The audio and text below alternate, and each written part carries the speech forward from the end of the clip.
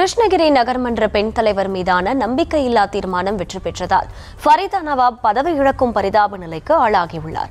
சொந்த கட்சி கவுன்சிலர்களே நம்பிக்கையில்லா தீர்மானம் கொண்டு வந்த நிலையில் அதிமுக பெண் கவுன்சிலர் மாயம், தர்ணா, முற்றுகை என கிருஷ்ணகிரி நகர்மன்றமே அல்லோலப்பட்ட நிலை குறித்து விவரிக்கிறது இந்த தொகுப்பு.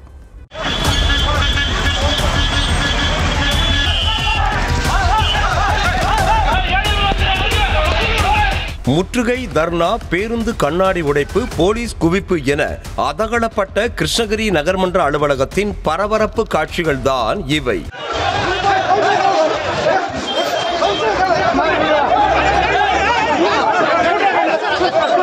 கிருஷ்ணகிரி நகராட்சியின் தலைவராக திமுகவை சேர்ந்த ஃபரிதா நவாபும், துணைத் தலைவராக சாவித்ரி கடலரசு மூர்த்தியும் இருந்தனர். இந்த நகராட்சியை பொறுத்தவரையில் மொத்தமுள்ள 33 வார்டுகளில் திமுக கவுன்சிலர்கள் 25 பேரும், அதிமுக கவுன்சிலர்கள் 6 பேரும், காங்கிரஸ் பாஜக கவுன்சிலர்கள் தலா ஒருவரும் உள்ளனர். இந்த நிலையில் கடந்த அக்டோபர் மாதம் 16ஆம் தேதி திமுக கவுன்சிலர்கள் உட்பட மொத்தம் 23 கவுன்சிலர்கள் நகர்மன்ற தலைவர் ஃபரிதா நவாப் மீது நம்பிக்கையில்லா தீர்மானம் கொண்டுவர கோரி ஆணையாளரிடம் மனு அளித்தனர்.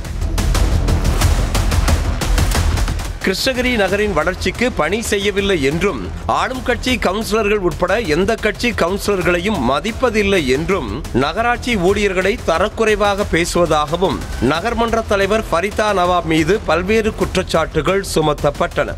இதனையடுத்து நகர்மன்ற தலைவர் ஃபரிதா நவாப் மீதான நம்பிக்கையில்லா தீர்மானத்தின் மீதான வாக்கெடுப்பு திங்கட்கிழமையன்று நடைபெற்றது. இதனையொட்டி நகர்மன்ற வளாகத்தில் பலத்த போலீஸ் பாதுகாப்பு போடப்பட்டிருந்த நிலையில் வாக்கெடுப்பில் பங்கேற்பதற்காக கவுன்சிலர்கள் சொகுசு பேருந்தில் அழைத்து வரப்பட்டனர். அப்போது பேருந்தை வழிமறித்தவர்களால் ஓட்டுநர் அருகே உள்ள கண்ணாடி உடைக்கப்பட்டது.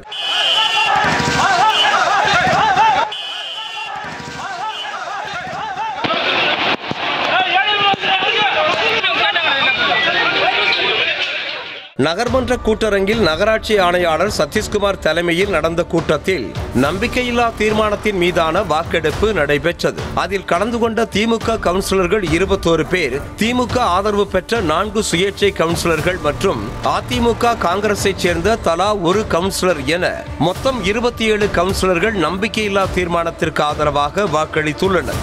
இந்த வாக்கெடுப்பில் அதிமுக கவுன்சிலர்கள் 5 பேரும், ஒரு பாஜக கவுன்சிலரும் கலந்து கொள்ளவில்லை.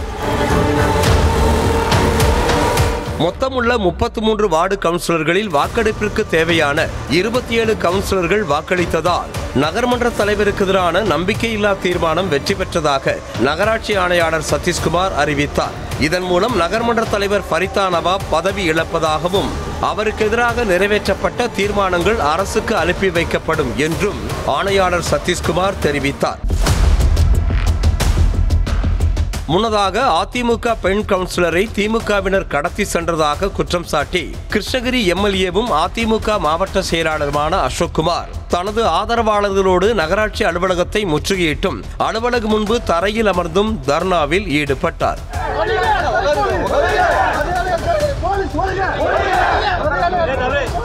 ஆனால் வாக்கெடுப்பு முடிந்து நகர்மன்ற அலுவலகத்தில் இருந்து வெளியே வந்த அதிமுக கவுன்சிலர் நாகஜோதி தம்மை யாரும் கடத்தவில்லை என்றும், தீர்மானத்திற்கு ஆதரவாக வாக்களித்தால் தமது வார்டுக்கு தேவையான அனைத்து வசதிகளையும் செய்து தருவதாக வாக்குறுதி அளித்ததால் வாக்கெடுப்பில் கலந்து கொண்டதாகவும் விளக்கமளித்தார்.